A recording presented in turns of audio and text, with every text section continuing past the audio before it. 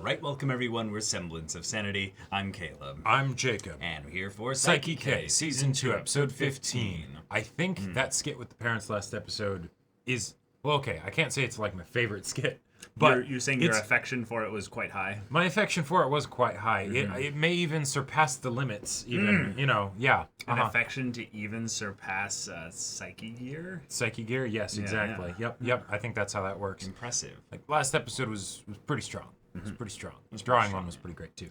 I like the drawing one, too. I kind of like anything that has to do with Teruhashi and her brilliance being kind of a part of the joke, that the world kind of accepts that they can all see it.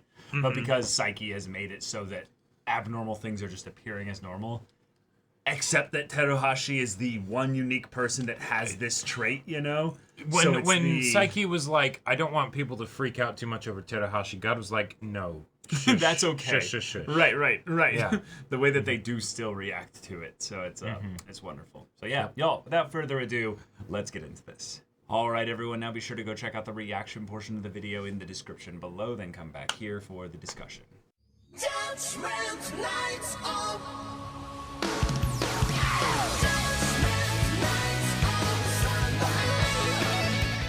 Oh my god. Wow. We got ourselves a sports anime mini cliche. Yeah, like half the episode was just dedicated to basically telling us the entire story of a sports anime.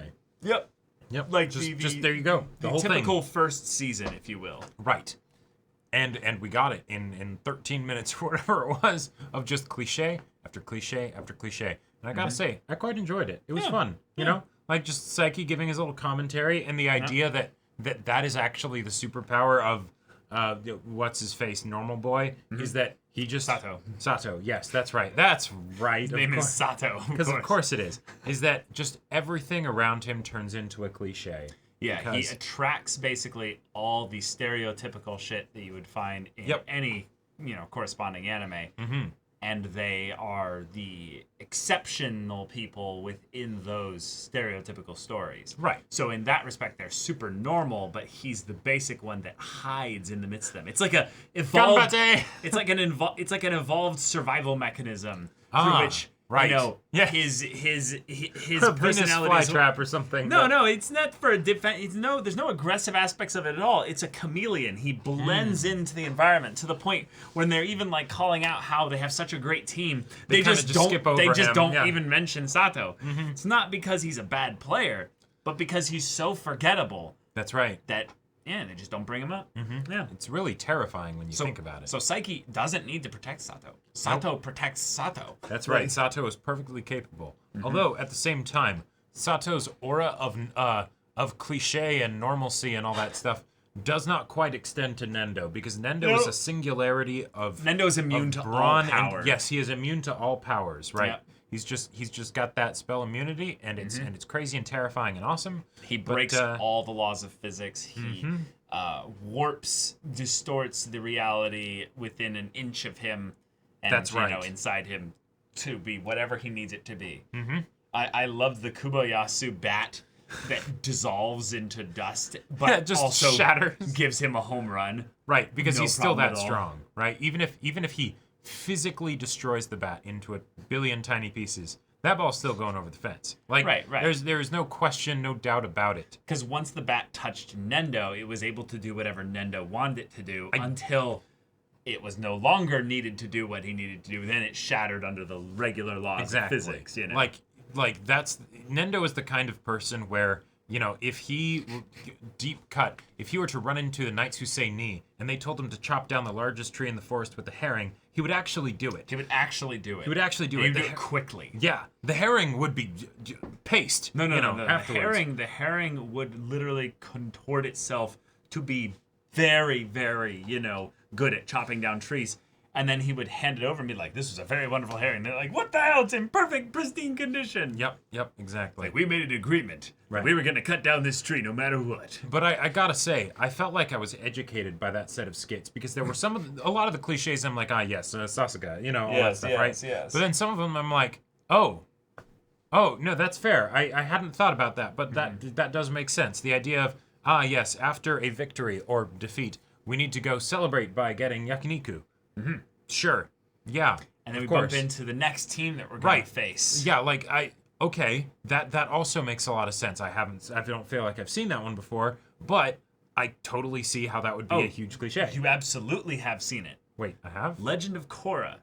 They beat them in the bowl, the elements, the sport thing. Then Bolin and Korra go out to have food to celebrate together. Wait. And then they bump into the bully character Waterbender out there to have their cliche like rival moment. But yeah, how?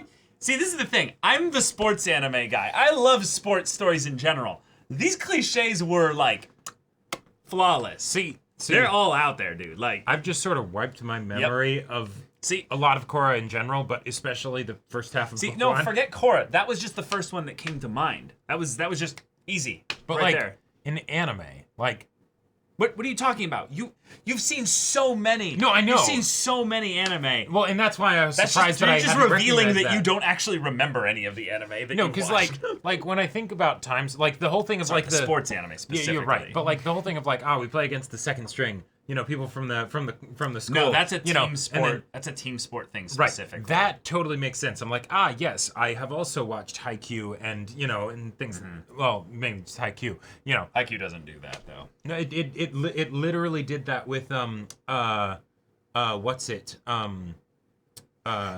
Tell me, yeah, you who know more about Haikyuu than I do. No, that was the whole point when they went up against Oikawa's team. Abo Josai? I will just say, yeah.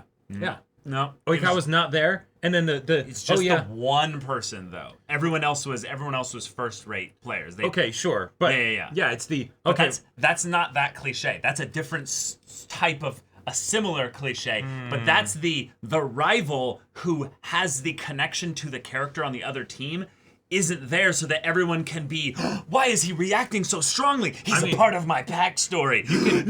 You can stack cliches. Let's not. No, for sure. But you should also be, aware of the differences between a cliche. Sure. They are not all just, well, it smells like it, so it's the same cliche. No. There's so many cliches out there, as we were shown here, that you can find something for that. Yeah.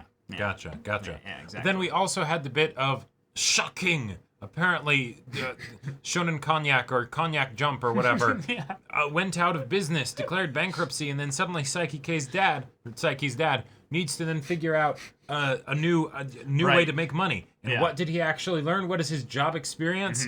Licking shoes. Yeah. So he does it, damn it, and he does it. He made an OnlyFans, basically.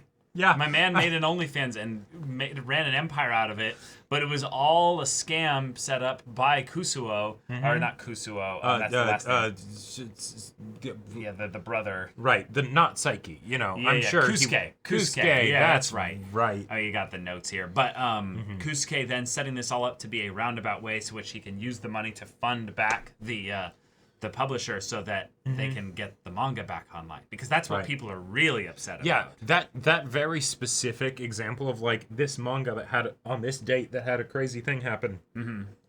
There's a part of me that's like, wait a minute, I feel like this is referencing an actual real life manga. It doesn't have to. This doesn't have to be. This kind of thing happens though, I think, where you have these manga that have been going on, like this one, say for 42 years, I think. So it's like, maybe change the name, but it's referencing one or something. No, just the idea that like a manga that's gone on for so long that multiple generations basically have experienced their childhoods in going through this manga, and then it's gone. And that's like a part of my life. Like that almost I would feels do like anything to get that company back on. That almost feels like another cliche, similar to the sports situation, where it's like, yes. But not in fiction, in real life, it's like when you have a property that takes on a life of its own like that. Yeah, it'd be like if Doctor Who was just done forever. That's probably why Doctor Who was such a big deal when it came back for its 7th Doctor, where it was like, we haven't had Doctor Who stuff in a long time. Like Star Wars is kind of like that, I think, for a lot of people nowadays, where it's taken multiple breaks where we're like, Star Wars is done, and oh no, it's back, Oh damn it, it's still going. Yeah, exactly. But yeah, then Mera also had a special day where she sowed the seeds. I gotta say, I appreciate getting skits that are entirely dedicated to meta. To one. Because, to meta well, specifically. yeah. To one character in general, I also love that too. But I feel like meta is the underappreciated, underrepresented one of the girl characters, because of course Chio is like the butt of all the jokes, and all that stuff, right?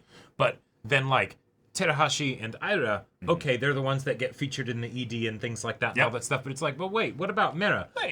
Because she actually has some heartfelt stuff to her character shtick, in that like, my siblings are starving and I need to get them food by any means necessary, right? Now, there's a little bit of it where is she thinking about it for her siblings, or is she actually just like, no, I eat all this, Well, stuff. I mean, I'm sure she does that as well, because she's constantly giving all her food to her Yeah, siblings. we've never seen her siblings, by the way. We saw them in this, a still image of them when she was thinking ethereal about spot them. in her mind, yeah.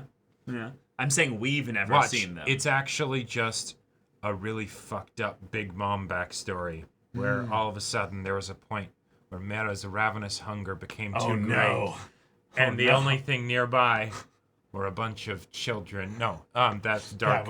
That would be insane. No, oh my god. But the idea of her being like, I have nothing, so I will give an acorn to everybody, so that way they feel pressured to give, and I will also pressure them myself, to have them get me stuff for my birthday with the flags and everything. But she doesn't make sense sometimes. She doesn't want to sell the really nice gift that Terahashi gave her. Yeah, it's you could easily get good money off of that. It's kind of similar to the issue of like, hey, Saiki, if you have a skit where you're like, okay, this coffee jelly is 3 for 120 yen or something like that, or whatever it is, and he figures out exactly how much it costs, and he has a certain allowance. Special refrigerator out somewhere that you teleport to regularly to get, or your eternal supply, or use your powers to figure out how to get just a little bit of money somehow, to then like, not stealing or anything, but just, whatever, right? And then just get as much coffee jelly as you want, since it's all about the simple pleasures and stuff. So yes, for Mera, it's like, it's Calvin and Hobbes. He has to always be 6 years old, right? She's a slave to her cliche. Exactly, just like everyone is. Right, exactly. Yeah, that's the episode. Sometimes them being a slave to their cliche means actually the universe is a slave to their cliche, like in the case of Sato and Terahashi. God, liking and being obsessed with Terahashi. Yeah. Whoa. So what's Saiki's or Nendo cliche? hitting a home run even with a terrible bat. Saiki's cliche? Saiki's cliche is that he gives commentary that nobody asked for. Wait, is that our cliche? We are a slave to it after all. No. No, Saiki's cliche would be the fact that, he's just overpowered as hell and everybody likes him. But that's just one of them. I'm talking about the ones that yes, he has many cliches. Yeah. The one that like is active in every story though. Like he's always talking over everybody else's story. Yeah, exactly. You got to have the main character with the sarcastic commentary. Yeah. But all within their own head necessarily, because Yeah. Because we all wish that we were actually that witty. Ooh, yeah. Even more than having teleportation or psychic powers. Yeah. Yep. But all right. And it has to be within your head, because if you actually say it out loud, then there's a possibility that, it would be revealed that, no, it's not actually that witty. Nope.